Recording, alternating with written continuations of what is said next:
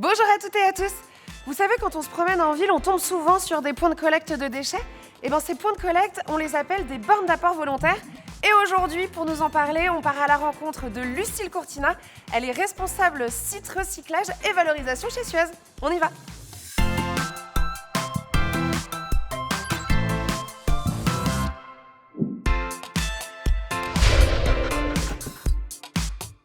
Bonjour Lucille. Bonjour Chloé. Alors, borne d'apport volontaire, est-ce qu'on peut dire que c'est le terme un peu générique pour parler des poubelles collectives ? Exactement, oui, ce sont de grandes cuves qui nous permettent de massifier la production de déchets de tous les usagers alentours. On les installe toujours dans des endroits à forte densité de population, en pied d'immeuble, en centre-ville par exemple. L'intérêt, c'est qu'en un unique point, on collecte les déchets de tous les usagers, plutôt que de multiplier tous les petits conteneurs à roulettes.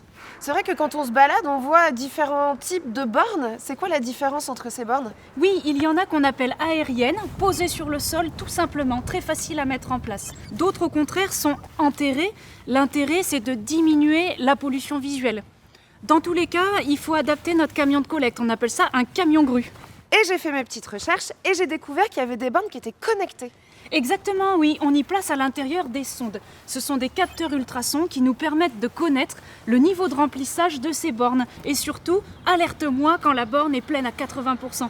Donc on optimise nos circuits de collecte ensuite pour moins de camions sur les routes, moins de kilomètres parcourus et une empreinte écologique réduite. Et concrètement, vous arrivez à mesurer les avantages des bornes d'apport volontaire connectées sur le territoire ? Oui, sur ce sud-est toulousain, nous avons déployé déjà plus de 500 bornes pour 80 000 habitants. Suez, à l'échelle de la France, en a déjà installé plus de 30 000. L'idée, c'est qu'on arrive à économiser une tournée de collecte chaque semaine. Et tout ça grâce à un élément clé, l'analyse quotidienne de nos techniciens, donc du cerveau humain. Et je crois qu'ici, les bornes sont doublement connectées ?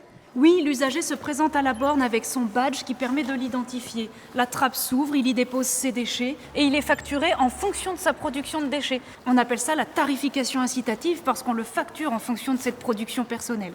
Ainsi, plus l'usager trie ses emballages, ses bouteilles en verre, voire même composte, et plus sa facture devient légère. Ok, donc l'idée c'est de payer que ce qu'on jette finalement. Tout à fait. Ça m'intéresse. Je comprends.